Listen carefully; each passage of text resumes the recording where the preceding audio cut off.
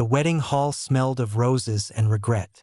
White petals lined the marble floor in careful rows, as though someone had tried very hard to make everything look perfect. Fairy lights blinked softly above long tables draped in ivory cloth. Women in silk moved through the room like colorful birds, their laughter rising and falling in waves. Children chased each other between chairs. Men stood in clusters near the door, talking about things that had nothing to do with love. And in the corner, near the window that looked out onto a courtyard of dying marigolds, sat the bride. Her dupatta was gold-threaded, her hands hennaed in intricate patterns that had taken 3 hours to complete. She was dressed the way brides are dressed when families are trying to prove something. Too much jewelry, too much color, too much effort layered over too much pain. She sat with her hands folded in her lap, her eyes tracing the pattern of the floor tiles, and no one stopped to speak to her. Not one person leaned down to ask if she needed water. Not one aunt pressed her cheek and whispered that everything would be fine. The room was full, and she was completely alone. Her name was Zara. She was 26 years old, and she had already survived one ending. 8 months before this night, she had been engaged to a man named Faisal. Handsome, charming, the kind of man who made rooms feel brighter simply by walking into them. They had been engaged for a year. She had learned his mother's favorite tea. She had memorized the way he took his coffee. She had allowed herself, quietly and carefully, to believe. Then one evening, without warning, without the dignity of a private conversation, Faisal had stood in the middle of his own family's drawing room and announced that he had feelings for someone else. A girl named Maira. A girl with lighter skin, a richer family name, and a laugh that apparently made him forget every promise he had made. He said it while Zara was sitting 3 feet away. She did not cry. That was the thing people later found strange, that she did not cry in that room. She had simply stood up, smoothed her kameez, and walked out. She cried later, alone in her bedroom, with her face pressed into a pillow so her mother wouldn't hear. She cried for 3 weeks in small, private moments, in the shower, during her lunch break, in the car when a particular song came on the radio. She cried the way women cry when they have been taught that grief should be invisible. Her family, to their credit, was furious on her behalf. But fury in their world had an expiration date. After 2 months, the fury turned into anxiety. After 4 months, the anxiety turned into urgency. A daughter who had been publicly rejected was a problem to be solved. And solutions in their community came in the shape of other men.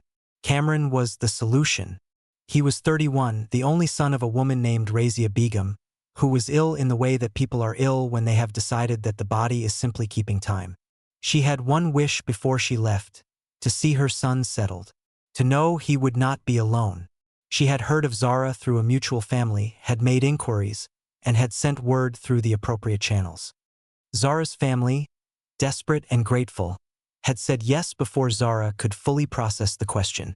And so here she was, in a wedding hall full of flowers and strangers, dressed in gold that felt like armor and loneliness that felt like a second skin. He arrived 20 minutes late. Zara didn't see him walk in. She heard the shift in the room first, the slight rearrangement of attention, the way voices lowered and then rose again. She looked up and found him standing near the entrance, speaking quietly to someone, his expression unreadable. He was tall, with a lean seriousness about him, the kind of man who seemed perpetually preoccupied with something just out of view. He wore a dark sherwani and an expression that was not unkind, but was very, very closed. When they brought him to sit across from her for the nikah, he looked at her once. A brief, honest look, the kind that doesn't pretend, and then looked away. She looked back at the floor. The Malvi recited the words. The witnesses signed. Her uncle asked her 3 times if she accepted, and 3 times she said yes in a voice that was barely above a whisper, but was steady, absolutely steady, because Zara had already learned that the hardest things in life were not survived through loudness. They were survived through stillness. When it was over, someone took photographs. Someone pressed her hand. Someone said Mubarak ho and meant it the way people mean things at weddings, completely and temporarily. Cameron helped her into the car with a careful, formal politeness. He did not hold her hand. She did not expect him to. They drove to his house, their house now, in silence, and the silence was not comfortable, but it was honest. And Zara, who had learned to distrust beautiful words, found she could breathe inside honesty. The house was large and quiet. His mother's room was on the ground floor, close to everything so that moving was not difficult. Razia Begum had greeted Zara with a warmth so genuine it had almost broken her, thin arms pulling her close, a papery cheek pressed against hers, a whispered beta that landed somewhere deep and unguarded. Zara had held herself very still during that embrace, afraid that if she softened even slightly, she would fall apart entirely. The days that followed were a careful choreography of distance. Cameron left early and came home late. He was courteous, always courteous, in the way that people are courteous when they are trying to do the right thing without feeling it yet. He said good morning. He asked if she needed anything from the market. He thanked her when she cooked, with a sincerity that was not warm but was real. They lived around each other like two people sharing a waiting room, each unsure what they were waiting for. But Cameron watched. That was the thing Zara didn't realize at first, that he was watching. He noticed the book she kept on the kitchen windowsill and always turned face down when she heard him coming, as though reading was something to be apologized for. He noticed the long sleeves she wore even in the heat of the afternoon, and the way she angled her left wrist away from view, and he did not ask but he wondered. He noticed that she laughed sometimes, at something on her phone or something his mother said, and that she always caught herself, pressed her lips together, pulled the laugh back inside like it was something she hadn't meant to release. He began to wonder who she had been before whatever had happened to her happened. He began to wonder who she was becoming.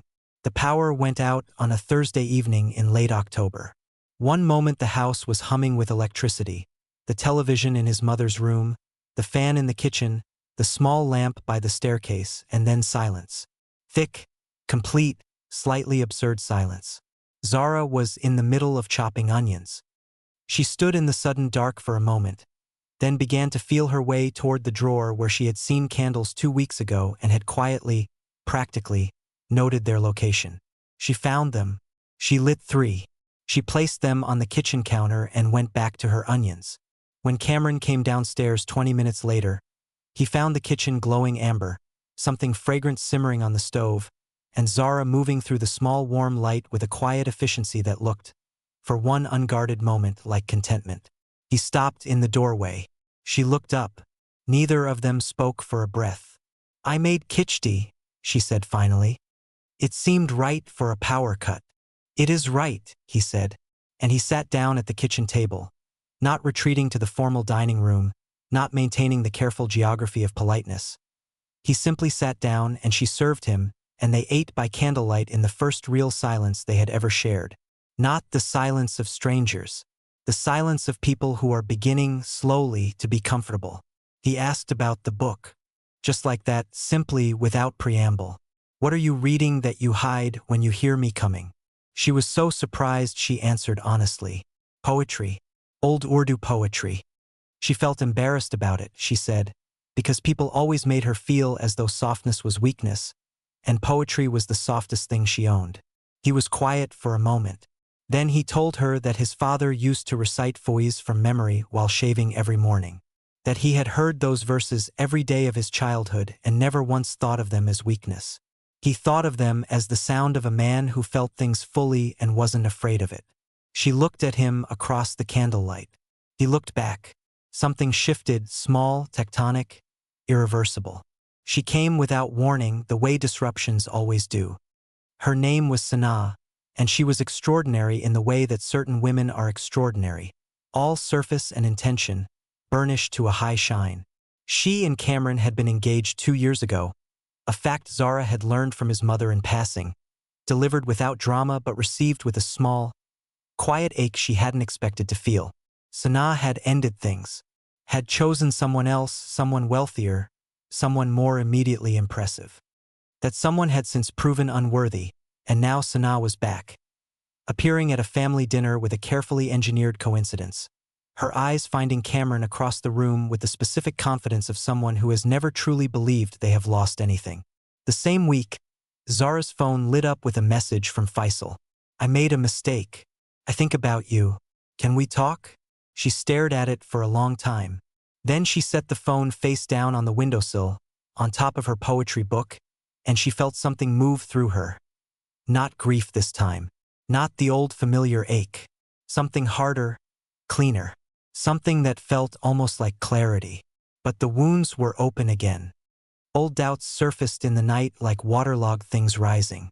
She watched Sanaa at that dinner, laughing easily with Cameron's relatives, touching his arm once, briefly, with the practiced casualness of someone re-establishing a claim, and Zara felt herself shrinking back into that corner in the wedding hall. Invisible, unchosen, the backup plan. She didn't tell Cameron about Faisal's message. He didn't tell her that Sanaa had asked to meet him privately. The house became slightly colder. The carefully built warmth flickered. It broke open at his cousin's engagement party. Sanaa was there. Faisal was there.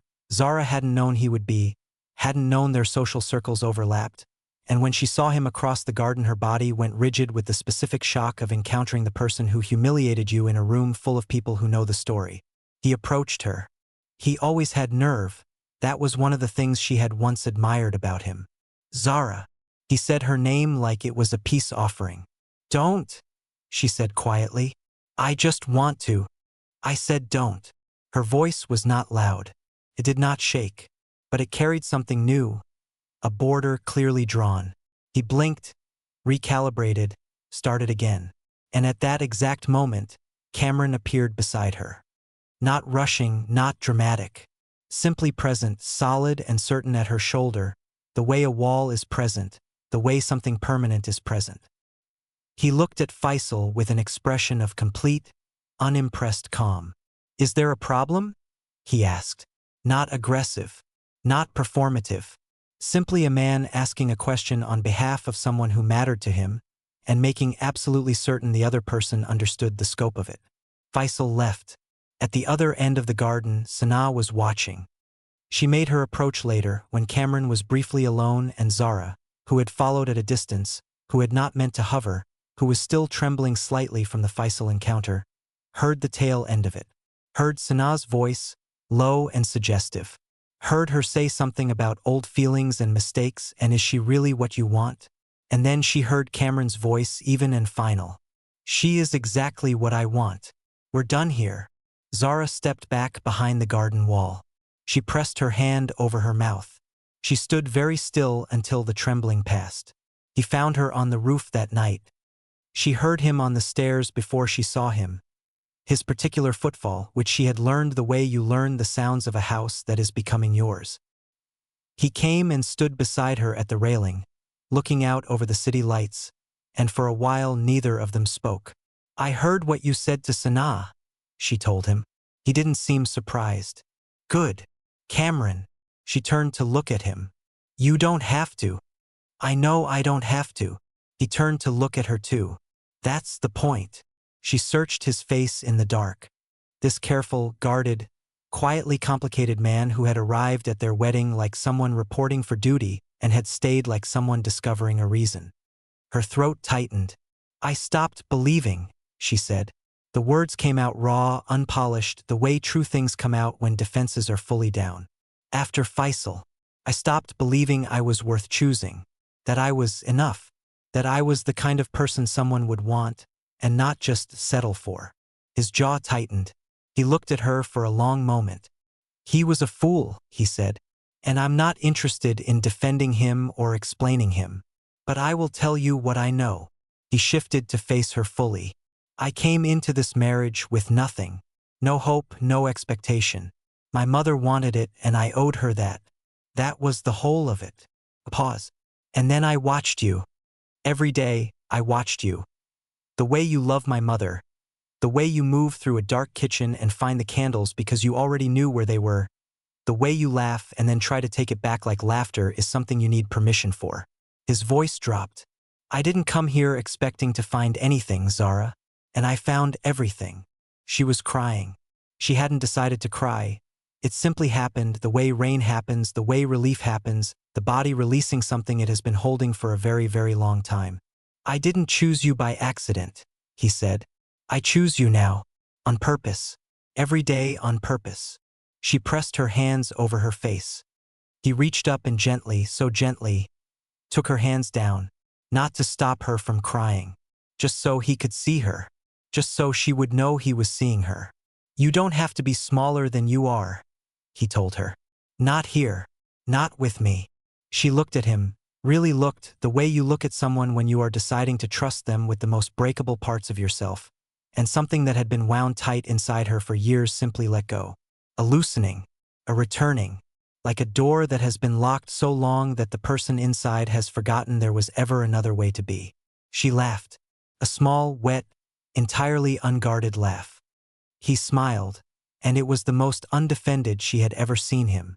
They stood on the roof while the city moved below them, and the night was cool and ordinary and extraordinary, and she thought, this is what it feels like.